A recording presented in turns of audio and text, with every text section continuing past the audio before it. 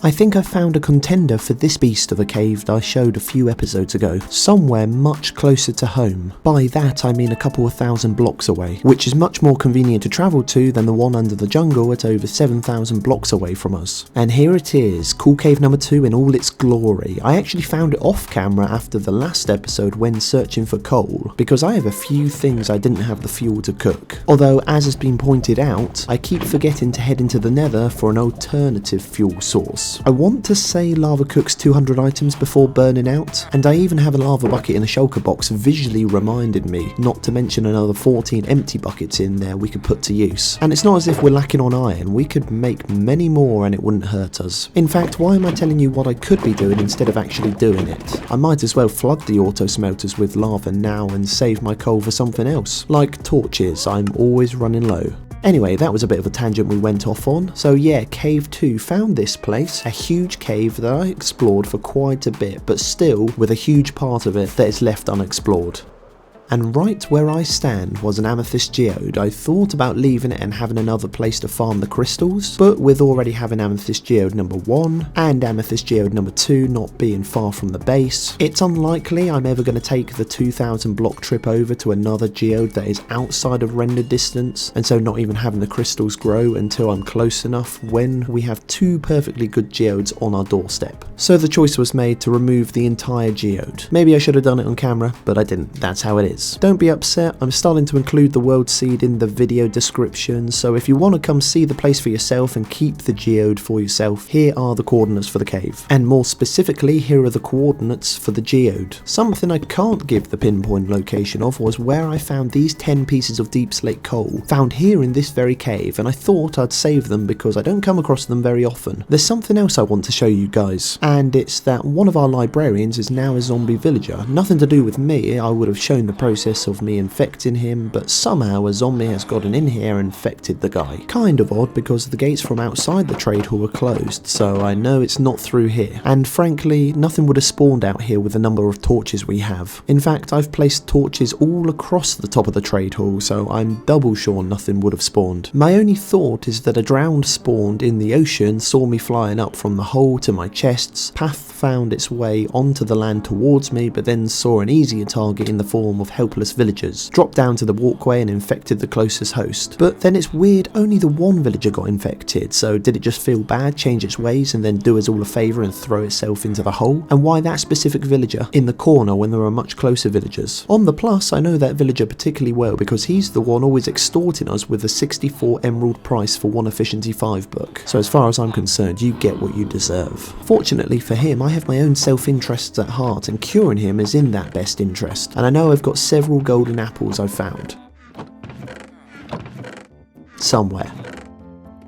Aha, I found them. Exactly where I left them. And through the power of a potion to the face followed by forced feed-in, this guy is on his way to better days. Now, I can't help but feel that many of you watching were judging my organisation or lack of when searching for those golden apples just a minute ago. Anyone who's watched my previous episodes know that I am capable of being organised. I mean, we have an entire storage room with a netherwort farm up top, completely unrelated to the train of thought I was on, but I just wanted to show it off. Only, it's not for any of these blocks up here in these chests. It's for all things nether related, like netherrack, like soul sand, like basalt, like anything found here. You get the idea. And as good a job as this place does, it doesn't change from the fact that we have chests upon chests of thousands of blocks and items I have to rummage through when trying to find something up top. Except for the golden apples. I maintain I knew where they were the entire time. And this lack of organisation, as well as having a storage room dedicated to only the nether, yes, I am going to try and insert it into any conversation I have, has led me to the idea of having many storage rooms, each one being dedicated to a different category, and I'm going to be having 8 categories total, each of the spaces being just as large as this nether storage room, if not larger in some cases depending on how many blocks a category has. And to my surprise, last episode when I mapped out how far down the hole they come, turns out I can only just fit all 8 storage room into this place, which means, as I mentioned back on episode 12, I want to say this place is most likely going to transition from being our our base into being the hub of the world's storage, which is fine. I have no problems with that, and kind of always knew it, because if you're planning to have a long running world, a large enough space to store all of the items and blocks you acquire, which for anyone who's played the game for more than 5 minutes knows is a lot. Speaking of long running worlds, we are now on episode 15. We're getting up there in numbers. I had someone comment a few episodes ago predicting I'd last until episode 16 before starting the world again, and we're almost there. I did have to chuckle at that comment because it was a justified comment to make. We all know I haven't been the most consistent when it comes to long running worlds, but now that I'm focusing on more enjoying the game rather than the optimization side of YouTube, I can't see myself stopping anytime soon, and honestly it's been refreshing to sit down, make some content, and not have to question myself over whether or not I should be putting this video out into the world, or have I done enough on the beastification sides of things that YouTube in general seems to be sadly moving closer to every day. I'm enjoying it, not the beastification side of YouTube, which by the way I don't think is completely a negative thing, but the creating and putting out content I have fun making is what I'm enjoying. Now, I haven't actually explained what I'm doing here, although I'm certain many of you have guessed through context clues, and it's to clear out the space for the other storage rooms. Like what we did in episode 13 in clearing out the third layer of the base, or as I said, the central storage hub of the world, it's now time to clear out the other spaces for the other categories of storage I'm going to be putting into place. And when I say the other storage rooms, I'm not going to be excavating the deep slate layers just yet. After the mining session of last episode, I think I want a break before I tackle anything deep slate removal based. Hence why I'm sticking to the much easier and more satisfying stone layers where we can utilise the insta mining of a Haste 2 beacon. Now,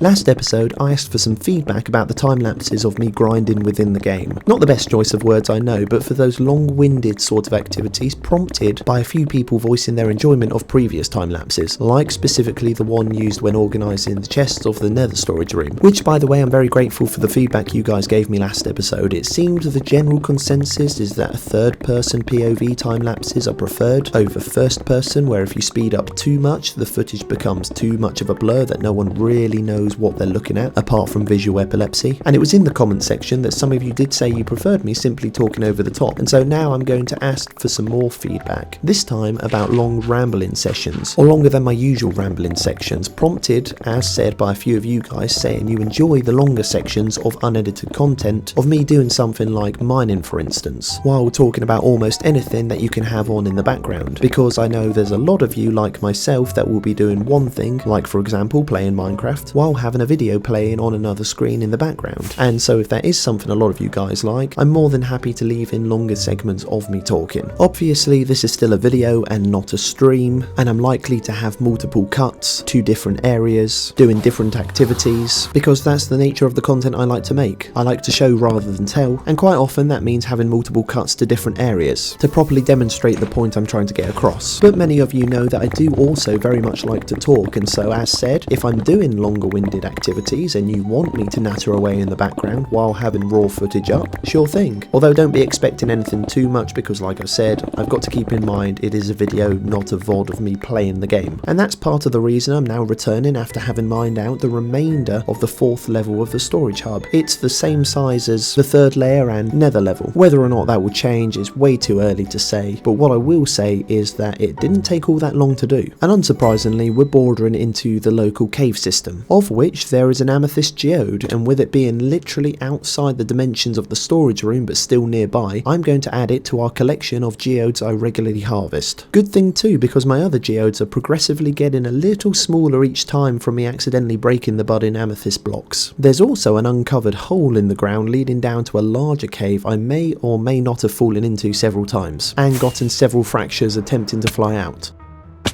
But I'm repairable. You know what isn't? My now broken, shattered into several hundred of pieces netherite pickaxe. Good thing they don't take long to get, right? That reminds me, how's our guy doing? Apparently great, he looks fully healed. Moment of truth though is how grateful is he? Moderately grateful it seems. I mean, I guess it's a 22 emerald reduction in price, but come on man, I saved your life, you should be giving them to me for free. Which yes, I've already been completely transparent, that is the only reason I helped him out. Oh, and I don't want any of you to think the same won't be happening to you. you like a thief in the night. It'll be unexpected when it happens, hence why we won't be doing it this episode, not when I've still got another level to carve out. And at the moment I'm mapping out the dimensions of the space with an efficiency 4 pick, so I don't trigger the insta-mining abilities of the beacon, and yes, it's going to be the same size as the 4th level, the 3rd level, and the nether level, which is also the 2nd level. Before moving on to the main excavation, having swapped our efficiency 4 pick back out for an efficiency 5 pickaxe, and quite nicely I'm not having to battle with flooded caves and mega leaks of ocean water coming through the walls as experienced when we carved out the nether layer. That's always appreciated because it means I can remain in my motionless, zoned out state for longer before having to come back to reality.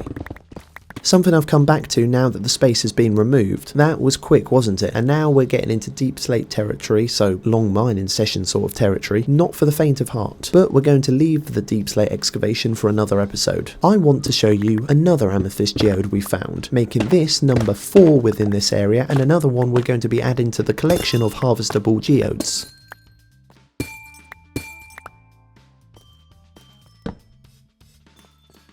Like the other geode found earlier in the episode, we're going to leave both of them for another episode. And while I'm on the topic, a couple of you have been reminding me about our already existent amethyst geodes. I said I'd regularly farm for crystals to build up a stock for when we need them. And I do, but it's one of those tasks I've been doing in between episodes. Fret not, I am regularly harvesting them, and believe me, they're in here somewhere. I just can't find them. I can't wait until we have all of our storage organised. It's the same with the nether wart. It's another one of those activities I try and do at least once in between episodes. Again, like with the amethysts, so when we need a lot of the stuff, we have it to hand. I did think about doing the same with ancient debris, but it didn't take long for me to put a stop to that, and I think it comes down to what's going to be believable to you guys watching. If you see me with a load of amethyst, I can safely assume to any of you who's been watching my other episodes, you're going to know we've got amethyst geodes not far from home. And the same, like I've already said, with the nether wart or the pumpkins and melons that I sell for more emeralds, or additional XP gained from the Enderman farm. You guys know I've got valid sources for these. For something like ancient debris, an uncommon and extremely valuable commodity, that's a little bit more suspicious. Tangent over, the amethyst geode wasn't the only thing I uncovered. I also found this deep slate coal I was more than happy to find to add to our minuscule but growing collection of the stuff. And our original mining hub from episode 1 has found itself in the unfortunate position of being between the levels of the base, so it's going to have to go. Kind of like the carved out pathways I used to traverse to go mining that now cuts through the roof of the build, and is our road to the amethyst geodes, so I'm going to have to create a new way of getting to these. But again, it's another job for another time. A job I will be doing right now is moving the mining hub. It served its purpose, and it's a trip down memory lane being here, but now it's in the way and it's got to go, hence why I'm moving it. That was a piece of history, and I'm wondering how much more messy this storage is going to get up top before we finally get it into place. Talking of which, we have 3 empty carved out spaces ready for said storage. And I know what these 3 storage rooms are going to contain. The 3rd level is going to be for anything wood related, the 4th level is going to be for anything stone related, and the 5th level is going to be for anything natural/nature related. That doesn't cover the rest of the blocks within the game, of course, but it does cover a lot of them, and remember, we've still got another 4 more storage rooms to go. Also, I broke a second netherite pickaxe, which we don't need to go into because look at the time, that's the end of the episode, and once again, thanks to any of you who have made it this far. Hopefully I'll see you in the next one. Alright, bye.